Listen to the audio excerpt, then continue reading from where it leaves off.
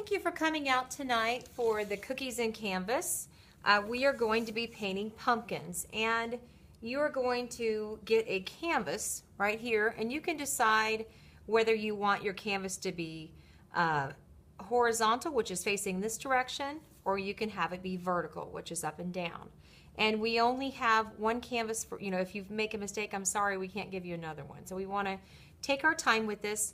And I can pause the videos that we're watching right now, so don't worry about me going too fast because you'll have plenty of time.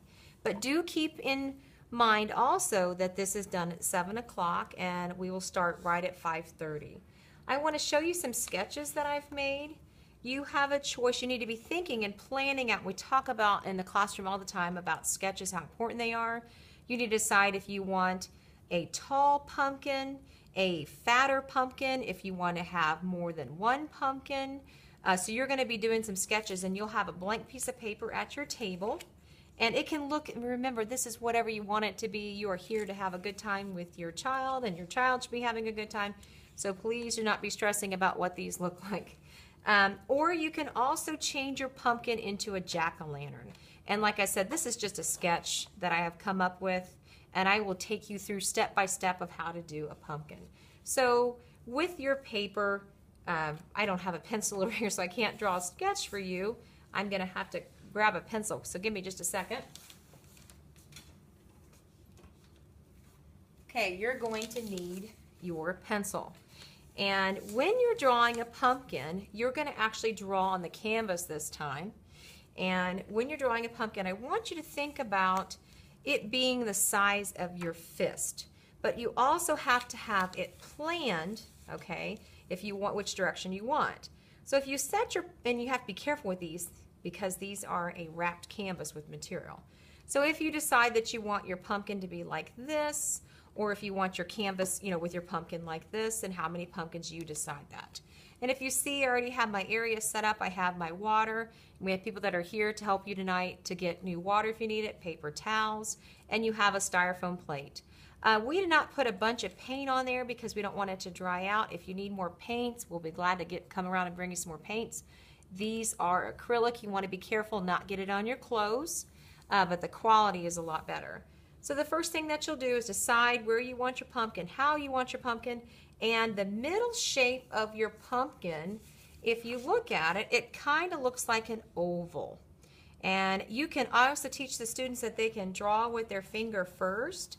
And my pumpkin size is going to be right about that. And very lightly, we talk about this in the classroom as well. Light till you get it right. So there is the middle of my pumpkin, okay? And we also talk about shoulder buddy. That is, if you need help, you can have somebody help beside you. But again, this is yours. Now see how I messed that up? I'm going to show you that you can erase. You have to be very gentle and very careful, but you can also probably paint over your mistake. Then you're going to build on it. And if you look at the pumpkin that I have right here, I have built on it so it's a little bit smaller, and it goes up kind of like a rainbow, and it goes back down, and there is my second part. You want your big part of your pumpkin in the middle, and then you're working your way out. So what I like to do is come over here on this side and do the same thing. Right now it kind of looks like a dog face with ears, okay? Or maybe 3 hot dog buns. We talk about having artist eyes and have it look like, what do you see? And then I'm coming in and I'm doing another one on this side of the pumpkin, and you can decide how wide you want this pumpkin and see how they're getting smaller. And you also want to think about balancing your canvas. Now I've already decided I'm just doing one pumpkin. And actually this pencil will kind of be your shading. And when you have a stem, I want you to think of we talk about curved lines. You're going to start kind of in the middle here, and you're going to curve this line up. And you don't want it to go off your canvas. And then you're going to have a curved line like that. So we have a curved line, 2 curved lines, and I'll go slow so you can take your time with that. And then you're just going to bring it back down, and it can be another curve. So if you look at this shape, it is actually, you want to think of it as a rectangle, but you're not showing the whole rectangle. okay? And if you want to go back and forth and practice on your paper, then come to your canvas, you can. So right now I have my pumpkin, it's balanced in the middle. And also we talk about a background line. And how I teach a background line is you can have it be straight, you can have it be curved. Curved is more interesting, but on this, the pumpkin is probably going to be just sitting on the ground. So I would start over here. You don't want to have the pumpkin be right on that line. You want to make it more interesting as an artist. So you're going to come not at the top, not at the bottom.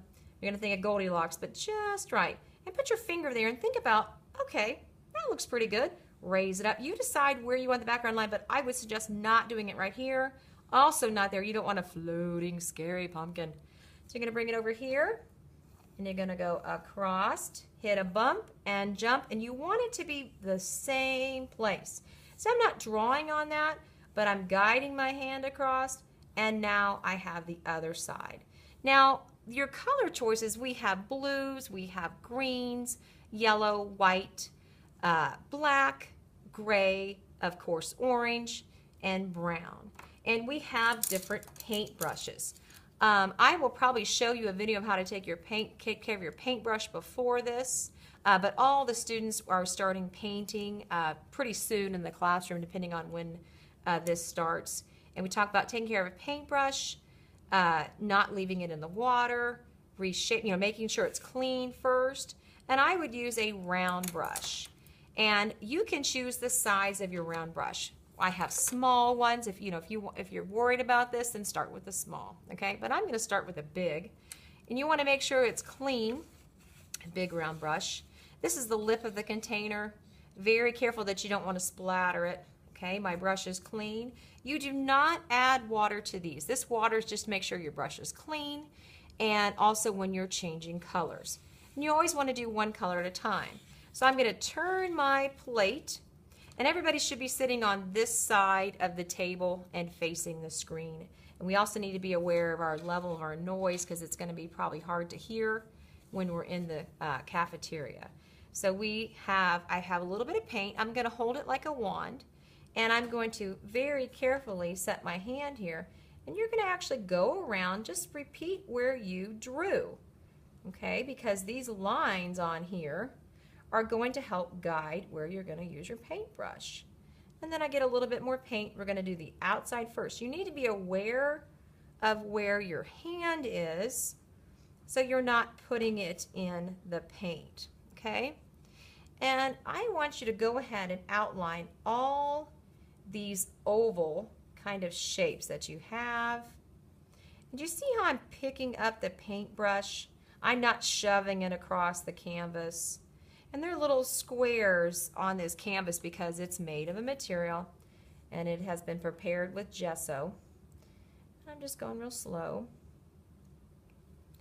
And I'm going to just outline, which we talk about in our classroom. If you feel more comfortable and you need to be wherever your water is, you can always turn your canvas, okay? And I'm continuing to outline my color. All right, I'm just filling this in. Now, you are here to spend time with your child.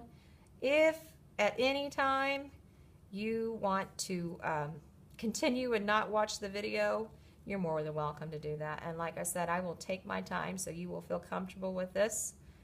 All right, so now I'm going to turn it back around, and I have the outside outlined. Then I'm just going to go back over, be aware of your hand. I like outlining it. And you see how I'm also painting it in the direction of how, like the pumpkin, we talk about drawing spheres in here. And when you do your shading line, you want to always go with the direction to make it look more realistic. So I'm kind of going on the outside, and see how it's the direction of the pumpkin. And once again, look at how I'm using my brush strokes. Then I'm going to go to the second one. Going again on the outside. You want to make sure that you cover the canvas, but do not keep going over and over on that same area because the paint will not be allowed to dry. And what we'll do is we'll do some of this pumpkin, and then we can come back and revisit it because it's going to have to dry. and we will get up and get cookies and punch. If you do get up and get cookies and punch, please be careful that you don't spill them on your beautiful paintings. Now I'm going to turn my canvas around again, and then I'm going to outside. Now I'm not using a bunch of paint. You see how I have hardly used any? And you can actually rotate your paintbrush around if you have extra paint on it. Remember, I like to outline that first. You don't want it really thick. And I'm lifting the paintbrush. We also talk in the classroom about it being a ballerina slipper, where you are very carefully dipping this in. Okay. Then I'm going to the last part of my pumpkin. Now I will do the basic part of this project. If you want to add more detail, I tell the kids that in my classroom, please be creative. I want you to do what makes you happy. Now if you look, that's not a lot of paint, okay? Ooh, very nice. Now I will clean my paintbrush. Be aware of where the water is. I'm going to stir it around. Leave the cup on the table. If you want to help your student, your child, you can. Lift it up. Looks like the paint's off. Use the lip. Dry it on my paper towel. Make sure it's not wet. Okay.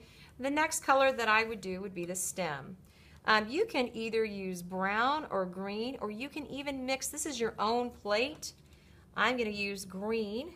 Be aware. Remember that this is wet. You might want to turn it around. Outline it again, just like I showed you. It helps you control your paint a little bit. You know, I've been painting for a long time. Was a little girl when I became an artist and loved art. And you want to be aware of not going into that pumpkin, okay, if possible. The nice thing about paint, you can always try to repair it. And that's all I need is that little bit of green. Now later, I will show you once this is dry, you can also add a vine. So I'm going to go in again, clean my paintbrush, and we're going to get the one coat on everything, and then that's when we will get up. Now I already have my background line. This is where you choose what you want to have. I want this to be blue. So the first thing that you do that I've taught you, if you remember from what we've done, I'm going to outline it.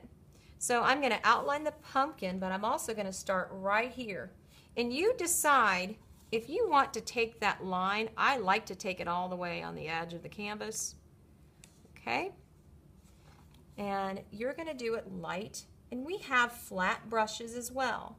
I would suggest outlining with the round brush, okay? Being very delicate, and get it in as close as you can, as long as this paint is not wet. That's what you have to be careful of. If you touch this orange, like I said, I've been painting for a long time, and acrylics dry very quickly. But if you touch this orange and it's wet, you might smear, okay? Smear your paint. If you do smear your paint, just stop. You don't keep trying to paint over it, and then remember, okay, well, after that's dry, I can probably come back and fix it, okay? Now this outer part is dry. You can also check your paintbrush. On mine it is, okay? Check your paintbrush and make sure you're not getting, if I had orange on here and I was, oh gosh, I need to clean this, pause it. Now see how I'm just outlining around my pumpkin. Do you also see, we've been talking about this in class, and this is a great example. The complementary colors, I've showed your children, some of your children, the video on complementary colors, and it's the puppet, and it's red. Maybe they've talked to you about the videos. I like to use videos when I teach. Complementary colors help make a contrast. And orange complementary color is actually blue. And you see how that pumpkin is really starting to come out and pop, is what we like to say as artists. And it makes it stand out. Do you see how I have my canvas up like this? Like I said, I'm an experienced painter. If you want to do that, just be careful. It makes it easier for you to see the video, but it also makes it easier for me to get around. We also have paper that is on your table. So if you get some on the table, that's okay. And there we go. And now it takes some time. You know, like I said, we're taking our time getting this done. Now, this is when, if you wanted to, and this is a nice big round brush, you can paint